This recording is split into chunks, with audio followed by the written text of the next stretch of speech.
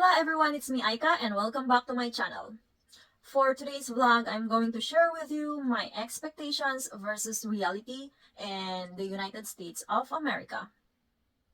So when my I-140 petition was already approved, I am already on the cloud nine. I mean, who doesn't, right? It's America and America will always be America. Most people are dreaming to be here. That's because it's the country of unlimited opportunities and possibilities. That's why I have so many expectations in this country. But when I arrived here, I was presented with what is reality. Well, I may sound biased here because I am only presenting one state, so the state that where I am today, and it's just 1 out of 50. It does not necessarily mean that everywhere in the United States of America is pretty much the same with where I am right now. So take this as a disclaimer. This expectation versus reality doesn't necessarily reflect to the whole country or to the state where I am today. I'm just stating my experiences or my reality in the outskirt of the state of Maine. Let's get started. So I have an idea about living in a first world country since I live in Toronto, Canada for a year. So I kind of think that anywhere in the USA is going to be like that. I mean, with skyscraper buildings, with very urbanized place. I mean, everywhere you see, it's kind of like what we see in the movies. Hence, I was expecting that it will be the same as that. However, when I arrived here in Maine and the outskirts cities of Maine, that was not the case. Basically, I have not seen any skyscraper around, but we have buildings that are historical, like 1 to 2 floors maximum, maybe. We have apartments like 4 to 5 floors, but I can guarantee that we have the best of nature. Our downtown is a coastal area and we have the scenic and best view of the mountains around. Aside from that, it's just so relaxing to live here and it's called vacation land for a reason. Anyway, in terms of transportation, I expected that it will be the same in Toronto. They have the subway stations that is connected to every part near Toronto. So it has been helping a lot of commuters and it's very effective to use because they are on a timely basis. But they also have buses that are number coded. So I expected that that will be the same case here in the US. So I was expecting a train station and bus. But when I arrived here, so it's really hard for commuters because you don't see bus going nearby or around this city or in our county. I mean, there are buses, but they go out of state, like going to Boston, going to New Hampshire, or elsewhere. But you don't see or you cannot see minibus around. So if you are a commuter, you will just have to call taxi, and that's expensive. That's why owning a vehicle or private car here is not something that is luxury. It is a need. You need it or else you'll go home broken every day paying for the cab. So yeah, that's the transportation system here. It's not a commuter friendly. Going to the next, I was expecting that there are a lot of restaurants here.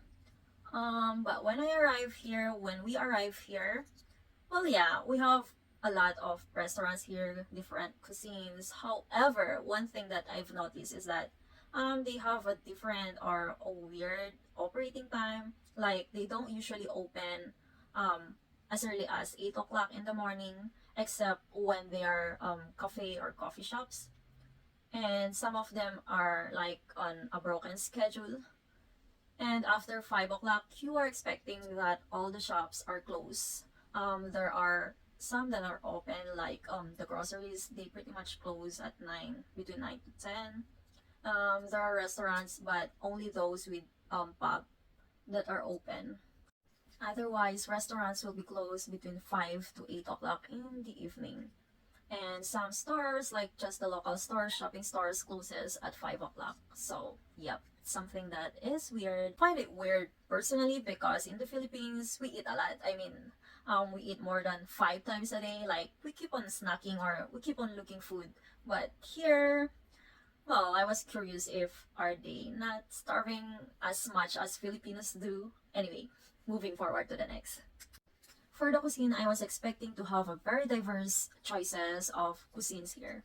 So when we arrive here, we have different variety of cuisines here. They offer Thai food, American food, Italian, what do they have? Mexican food, Chinese, and Japanese. Although I was not looking for a Filipino food because I know it's very rare to see it here because this is an outskirt part of the state. But I was just disappointed because I was not able to find any buffet near us or in the downtown of where I am today. I mean, we have to drive more than an hour to have a Chinese buffet, which is located in a bigger city or more urbanized part of Maine. Since US is a fast-paced area, I expected that all the food that they will serve will be ready to eat and delicious. However, the reality is you will have to adjust it according to your taste bud. I mean, this is a very diverse country where cultures have their own taste buds or they have their own preferences. So you will need to do that on your own. For instance, when you go to a restaurant, the food that they will be serving might be tasteless for you, but for other cultures or other people, they may think that it's kind of salty. So if that does not satisfy your taste buds, then you will just have to add extra salt and pepper. And in terms of going to a fast food chain, so in the Philippines, we just kind of order like, can we have cheeseburger and iced coffee? We just tell the one having our order. However, in the USA, you will need your specific preferences. Like if you want your cheeseburger to have ketchup, you will need to mention that, or else it will be a one boring cheeseburger. And then for your iced coffee, you need to mention how many sugars and creamers you want with it, or else that's gonna be too bitter for ya. So speaking of culture, we all know that USA is like the melting pot. So everyone, or this is a very diverse country. So I expected that I will be discriminated in a way, but the reality is not. It's very rare. Like when I came here, everyone welcomed us, and they don't actually see your colors. You are not being identified like by your nationality or your color, or yeah, or the country where you came from. So basically, everyone here is very accommodating, and I have not felt any discrimination or racism. Moving forward to convenience stores, so I was expecting to have a convenience store in every corner. I mean, when I was in Toronto, as I was walking, going to where the bus stop is, I pretty much see that almost every corner or two, there are no frills grocery store. But when I came here, I was just really because there's only few. Like there's one within the downtown. Is it one? Pretty much like that, 1 to 3. And then we have a bigger grocery, the Hannaford, which closes at 9. I mean, I think that's the only grocery store that closes that late. Otherwise, they close at 5 o'clock. So if you're coming from the Philippines and you are used with a sari-sari store, like when you run out of something, you run out of shampoo or anything that you need in your house, you will just walk like few walks and then you will have or you will see a sari-sari store. In the outskirt of the US, you rarely see that. So it's better to have all your groceries one time, big time. Make sure you have a checklist and you don't want to miss anything because otherwise, you will need to drive again going to that store or grocery. And additionally, because I've been watching different movies like Hollywood movies, I kind of expect that Americans are a little rude and because they are straightforward. However, when I was here, I was first here, everyone is so accommodating. I mean, they are so friendly and nice and they just greet you. It feels like everyone knows everyone. Like when you are on the grocery or when you are just walking on the street, somebody will ask you, "Hey, how are you?" It's like, "Hi, have a good day." So yeah, they're all very nice and very friendly. And for the money, of course, I am expecting to have more money, earn a lot because yeah, it's dollars, baby. But when I came here, it's true that I'm earning more than what I have been earning in the Philippines. Like, my 3 months or even more months of pay there is equivalent to my 2 weeks pay here. Pretty much. I'm not sure. I'm not good in math anyway, but yeah, something like that. But the reality is, the bigger your income, the bigger your tax. And the more you work, the more you give to Uncle Sam. So, think about it. Aside from that, you are also paying a lot of bills more than you're paying in the Philippines. Like for instance, in the Philippines, when you have a house or you live with your family, you're not going to pay for your monthly rent. But here, you need to pay that. Aside from that, in the Philippines, when you have your vegetables or you have a very big or a spacious backyard, you can just plant your vegetables or whatever, so that you can cost cut your expenses in terms of food. But here, you buy everything. So, yeah, that's it.